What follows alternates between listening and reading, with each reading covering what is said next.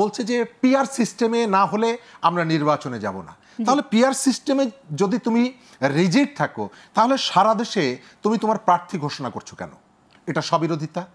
Second হচ্ছে আপনি সংস্কার শেষ না করে নির্বাচনের দিকে যাওয়া, এটা নাকি ধর্মের সাথে সাংঘর্ষিক, তাদের কয়েকজন নেতা কিন্তু বলেছে। যদি সেটি হয়ে থাকে তাহলে নির্বাচনের ফার্স্ট স্টেজটা কি? প্রার্থী ঘোষণা করা। সেই কাজটি কোনো রাজনৈতিক দল না করলে প্রথম করেছে জামাত।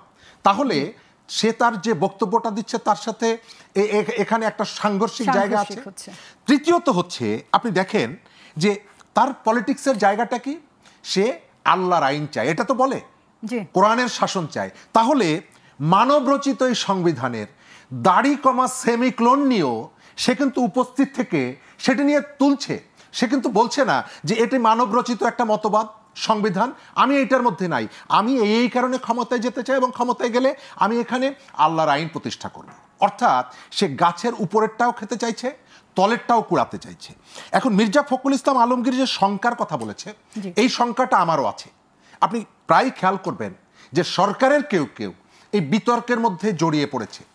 এনসিপি সারা দেশে, আমি শুরুতেই বলি এবং আমি এই ক্রিটিকটা করি, এনসিপির সফলতা আমি কামনা করি এই কারণে যে বাংলাদেশের এই রকমের সংকটকালীন সময়ে বেশ কিছু তরুণ বিশ্ববিদ্যালয় পড়ুয়া, যদিও তারা নানা রকমের বিরোধের মধ্যে জড়িয়ে গেছে, এই তরুণরা একটা দল গঠনের উদ্যোগ নিয়েছে, কিন্তু শুরুটা তারা নানা রকমের বিতর্কের মধ্যে পড়েছে। তারপরেও তারা যদি ভালো কিছু করতে পারে আমি এটিকে খারাপ কিছু দেখি না। কিন্তু লক্ষণীয় ব্যাপার হচ্ছে তাদের যে সমস্ত জায়গাগুলোতে তারা আঘাত করছে, বাংলাদেশের অনেকগুলো মৌলিক জায়গায় তারা একের পর এক আঘাত করছে। আপনি হঠাৎ করে গত পরশুদিন একজন উপদেষ্টা বলছেন যে বাঙালি এবং বিহারের দাঙ্গা, আমাদের ৬৯-এর গণঅভ্যুত্থান, তারপরে বিহারি বাঙালির দাঙ্গা।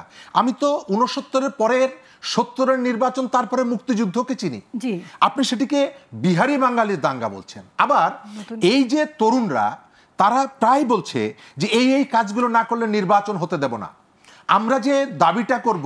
সুস্পষ্ট কি সেই নির্ধারণ করা হয়েছে যে কোন জায়গাগুলোতে সংস্কার চাচ্ছে? আমরা সংস্কারের যে জায়গাটা, এই একটা বৈঠকে 5টা বৈঠকে আপনি পুরোপুরি এটা সমস্যাটার সমাধান করতে পারবেন না।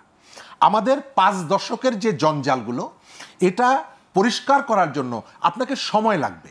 একটা সরকারের ভিতরে বা একটা তত্ত্বাবধায়ক সরকার, একটা অন্তর্বর্তীকালীন সরকার, তার 6 মাস, 1 বছর, 2 বছরে এটি সম্ভব না। তার মানে এই না যে তাকে অনন্তকাল আমি সুযোগটা দিব। আপনি এখানে সেই ধরনের একটা সহায়ক পরিবেশ তৈরি করবেন। নির্বাচনের জন্য যে চ্যালেঞ্জগুলো আছে, আপনার সমস্ত দলগুলো যে বিষয়গুলোকে চ্যালেঞ্জ মনে করে, এই সংস্কারটা করে আপনি একটা ওই যে ঐক্যমত্যে যেহেতু আসছেন, আপনার একটা জায়গা কিন্তু তৈরি হলো নির্বাচনের পরেও প্রেসার তৈরি করা। কিন্তু আপনি যদি বলেন যে এই কাজগুলো যদি না করো, এই এজেন্ডাগুলো যদি বাস্তবায়িত না করো, আপনি খেয়াল করে দেখবেন এনসিপি যে এজেন্ডাগুলো তুলছে সে সবাইকে বলছে আমার এই পয়েন্টে তোমাকে একমত হতে হবে। আবার সে বলছে যে আমি নির্বাচন হলে 300-র মধ্যে নাকি 400 আসন আমরা পাবো, 400 আসন আমরা পাবো। তো 300-র মধ্যে 400 আসন, খুব ইন্টারেস্টিং। বাংলাদেশে এখন পার্লামেন্টের আসন সংখ্যা 300, কিন্তু তারা বলছে আমরা 400 পাবো।